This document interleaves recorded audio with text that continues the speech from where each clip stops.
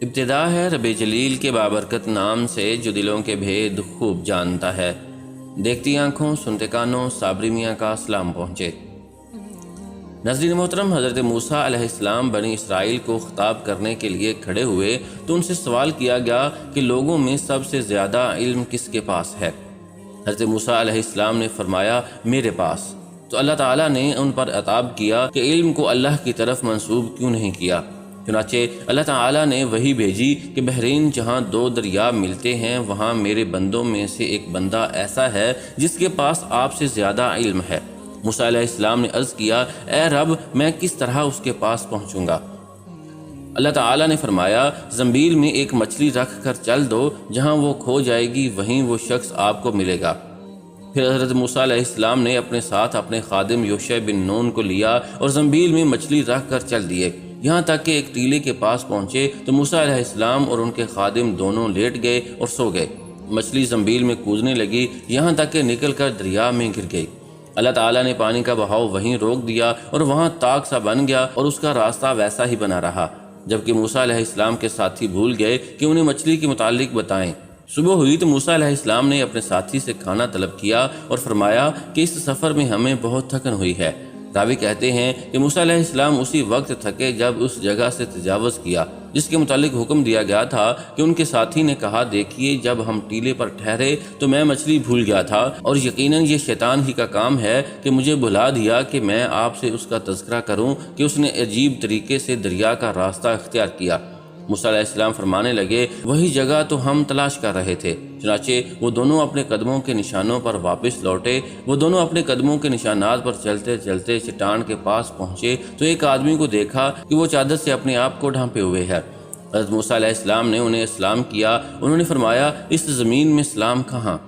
موسیٰ علیہ السلام نے فرمایا میں زمین میں موسیٰ ہوں۔ انہوں نے پوچھا بنی اسرائیل کا موسیٰ؟ آپ علیہ السلام نے فرمایا ہاں۔ حضرت خضر نے فرمایا اے موسیٰ، تمہارے پاس اللہ کا دیا ہوا ایک علم ہے جسے میں نہیں جانتا، اور میرے پاس اللہ کا عطا کردہ ایک علم ہے جسے آپ نہیں جانتے۔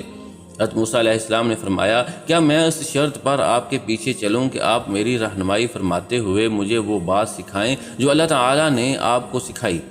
حضرت خضر علیہ السلام نے فرمایا آپ صبر نہیں کر سکیں گے، اور اس چیز پر کیسے صبر کر سکیں گے جس کا آپ کی عقل نے احاطہ نہیں کیا؟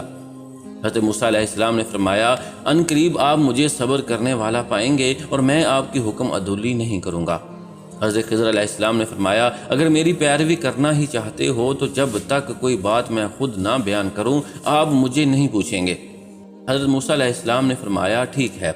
پھر حضرت موسیٰ علیہ السلام اور حضرت خضر علیہ السلام دونوں ساحل پر چل رہے تھے کہ اچانک ایک کشتی ان کے پاس سے گزری۔ انہوں نے کہا کہ ہمیں بھی سوار کر لو۔ انہوں نے حضرت خضر علیہ السلام کو پہچان لیا اور بغیر کرائے کے دونوں کو بٹھا لیا۔ حضرت خضر علیہ السلام نے اس کشتی کا تختہ اکھاڑ دیا۔ حضرت موسیٰ علیہ السلام بول پڑے کہ آپ نے کشتی کو توڑ دیا تاکہ اس کشتی والے غرق ہو جائیں، آپ نے بڑا عجیب کام کیا ہے۔ حضرت خضر علیہ السلام نے فرمایا اے موسیٰ، کیا میں تمہیں نہیں کہا تھا کہ تم میرے ساتھ رہ کر صبر نہیں کر سکو گے؟ حضرت موسیٰ علیہ السلام نے فرمایا جو بات میں بھول گیا ہوں آپ اس پر میرا مواخذہ نہ کریں اور مجھے سختی میں نہ ڈالیں۔ پھر وہ کشتی پر سے اتر کر ابھی ساحل پر چل رہے تھے کہ ایک بچہ بچوں کے ساتھ کھیل رہا تھا۔ حضرت خضر علیہ السلام نے اس کا سر پکڑا اور اسے ہاتھ سے جھٹکا دے کر قتل کر دیا۔ حضرت موسیٰ علیہ السلام کہنے لگے کہ آپ نے ایک بے گناہ قتل کر دیا، آپ نے بڑی بیجا حرکت کی۔ وہ کہنے لگے کہ میں نے کہا تھا کہ آپ میرے ساتھ صبر نہیں کر سکتے۔ راوی کہتے ہیں کہ یہ بات پہلی بات سے زیادہ تعجب خیز تھی۔ موسیٰ علیہ السلام کہنے لگے کہ اگر اس کے بعد بھی میں آپ سے کسی چیز کے بارے میں سوال کروں تو آپ مجھے ساتھ نہ رکھیے گا، آپ میری طرف سے عذر کو پہنچ چکے ہیں۔ پھر وہ دونوں چلے یہاں تک کہ ایک بستی کے پاس سے گزرے اور ان سے کھانے کے لیے کچھ مانگا تو انہوں نے ان کی مہمان نوازی کرنے سے انکار کر دیا۔ اتنے میں وہاں انہیں ایک دیوار ملی جو گرنے کے قریب تھی، تو حضرت خضر علیہ السلام نے اس دیوار کو سیدھا کھڑا کر دیا۔ موسیٰ علیہ السلام کہنے لگے کہ ہم ان لوگوں کے پاس آئے تو انہوں نے ہماری ضیافت تک نہیں کی اور ہمیں کھانا کھلانے سے بھی انکار کر دیا۔ اگر آپ چاہتے تو اس کام کی اجرت لے سکتے تھے۔ حضرت خضر علیہ السلام نے فرمایا کہ بس اب یہ وقت ہماری اور آپ کی جدائی کا ہے، میں آپ کو ان چیزوں کی حقیقت بتا دیتا ہوں جن پر آپ صبر نہیں کر سکے۔ اور حضرت خضر علیہ السلام نے حضرت موسیٰ علیہ السلام کا کپڑا پکڑ کر فرمایا کہ میں اب آپ کو ان کاموں کا راز بتاتا ہوں کہ جن پر تم صبر نہ کر سکے۔ کشتی تو ان مسکینوں کی تھی جو سمندر میں مزدوری کرتے تھے، اور ان کے آگے ایک بادشاہ تھا جو ظلماً کشتیوں کو چھین لیتا تھا۔ تو میں نے چاہا کہ میں اس کشتی کو عیب دار کر دوں، تو جب کشتی چھیننے والا آیا تو اس نے کشتی کو عیب دار سمجھ کر چھوڑ دیا، اور وہ کشتی آگے بڑھ گئی، اور کشتی والوں نے ایک لکڑی لگا کر اسے درست کر لیا۔ وہ لڑکا جسے میں نے قتل کیا ہے فطرتاً کافر تھا، اس کے ماں باپ اس سے بڑا پیار کرتے تھے، تو جب وہ بڑا ہوا تو وہ اپنے ماں باپ کو بھی سرکشی میں پھنسا دیتا۔ تو ہم نے چاہا کہ اللہ تعالیٰ ان کو اس لڑکے کے بدلے میں دوسرا لڑکا عطا فرما دے جو کہ اس سے بہتر ہو۔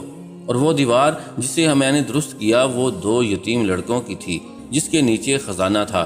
نبی اکرم صلی اللہ علیہ وآلہ وسلم نے فرمایا، ہماری چاہت تھی کہ موسیٰ علیہ السلام کچھ دیر اور صبر کرتے تاکہ ہمیں ان کی عجیب و غریب خبریں سننے کو ملتیں۔